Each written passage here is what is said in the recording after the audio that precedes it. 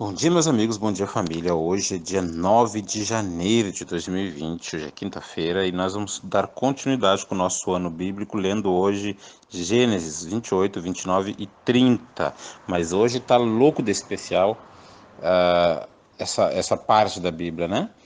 Agora acontece o seguinte, nós vimos ontem, né, que Jacó fez aí uma atrapalhada com a ajuda da sua mãe, e agora ele tem que sair de onde ele vive, nas bandas de Canaã. E o título do começo do texto de hoje é Jacó parte para Mesopotâmia. Onde é Mesopotâmia? Na verdade, ele partiu para Harã. Na minha tradução que fala Mesopotâmia, que seria algo mais contemporâneo. Mas, na verdade, naquele tempo ainda era Harã. Ele sai de onde ele está, da área de Canaã, e vai para Mesopotâmia, que hoje já é outro lugar. Eu vou depois colocar uns mapinhas aqui anexos para você entender onde fica a Mesopotâmia, lá pelas bandas do Iraque hoje em dia, né? Depois você vai poder ver bem direitinho essa questão dos mapas aí. Bem, Esaú viu que as filhas de Canaã eram más aos olhos de Isaac, seu pai, porque Isaac dá um conselho para o Jacó antes dele ir, e Esaú ouviu o conselho para que ele não casasse com mulheres do mundo. E o que ele fez? Só de raiva, só de birra, ele foi lá, e além das duas que ele já tinha, que eram cananelas, ele pegou Maalat, é o nome da querida, né, que era filha de Ismael também, só para aborrecer mais ainda os seus pais. Veja bem, camarada, não era fácil, né? Bom, Jacó agora está a caminho da sua fuga, e ele no meio do caminho deita para dormir em cima de uma pedra, com a cabeça em cima de uma pedra, e ele tem um sonho, tem uma escada colocada aqui na terra que alcança até o céu, e que tem anjos subindo e descendo, né? E ali é mais uma revelação de Deus para ele através daquele sonho, e Deus fala com ele mais uma vez reforçando sua promessa, falando que a descendência dele seria como o pó da terra, a mesma promessa que já tinha dado a Abraão e a Isaac.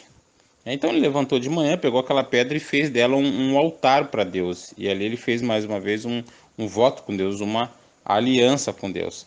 E continuou sua viagem. Agora ele chega em terras estranhas, terra do seu tio Labão, e chega lá no poço. Quando ele chega neste poço, ele procura pelas pessoas que são da família dele, para ele poder ir à busca do seu objetivo, que era uma mulher para casar. E assim que ele chega, logo em seguida aparece uma pastora de ovelhas, que era Raquel. E aí ele pergunta, quem é você? Ela chega, né, cumprimenta e tal, aquele diálogo, e ele pergunta, tá, mas você é da onde, menina? Eu sou das bandas do Labão. E aí ele, naquela hora, ele chora, ele agradece a Deus, dá um beijo nela, né? Acredito eu que no rosto, na testa, assim, uma coisa assim, se tinham se conhecido, não podia ser a boca, né? E agradece a Deus por isso e pede para conhecer a família e explica a situação.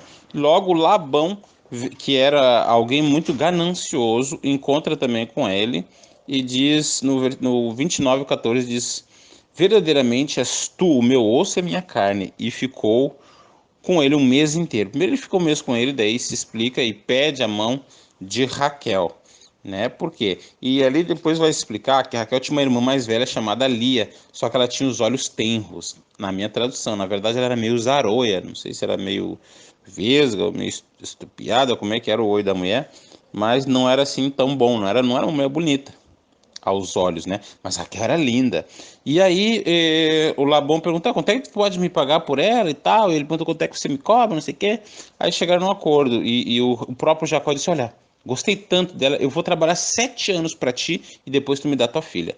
E assim foi, ele serviu por 7 anos o Labão, só que enquanto ele servia Labão, tudo que ele fazia prosperava os negócios de Labão. Labão, vendo isso, no dia que ele deveria dar a filha a Raquel, o que ele fez? Uma baita sacanagem. Deu a filha mais velha, do olho estrupiado. E eu não sei como, né? Mas o Jacó não viu quando foi para a tenda, recebeu a mulher, se deitou com ela quando chegou de manhã.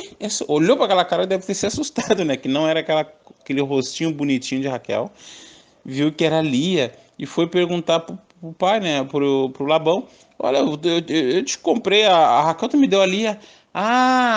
Jacó, é que aqui na nossa cultura a gente dá a primeira mais velha. Agora você trabalha mais 7 anos, depois eu te dou a Raquel. Fez uma baita sacanagem, né?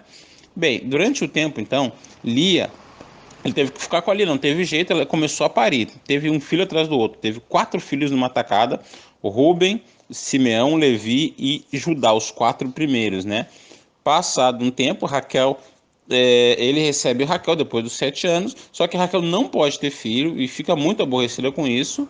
E Jacó diz para ela: olha, fica calma, Deus vai te dar, eu não tenho culpa de você não poder ter filho, né? E daí elas começam aquela briguinha, lembra daquela ideiazinha que Sara teve no passado? A Raquel também teve agora. Ela pegou a serva dela, porque cada mulher, né? Cada senhora tinha uma serva, que era a pessoa que passava o tempo todo com ela ajudando, era uma extensão da própria mulher, digamos assim. E ela teve ideia: olha, pega a minha serva Bila então e se deita com ela para me dar filhos. E assim fizeram, né? Então a serva Bila também se deitou com Jacó e teve um filho chamado Dan. Depois teve o Naphtali, depois teve o Gad, né? Acho que é isso. Acompanhe na leitura ali para seguir a sequência, né? E depois teve Aser, mais um chamado Azer ou Azer.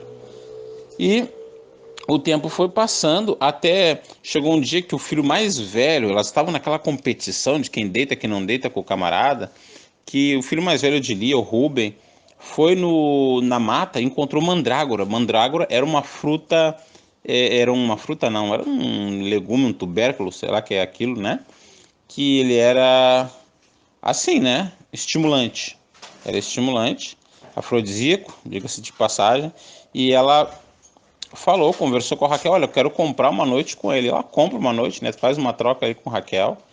E isso está relatado no capítulo 30, versículo 14 e 15. Depois eu vou mandar uma fotinho da mandrágora para você conhecer também, né? Esse tal tubérculo.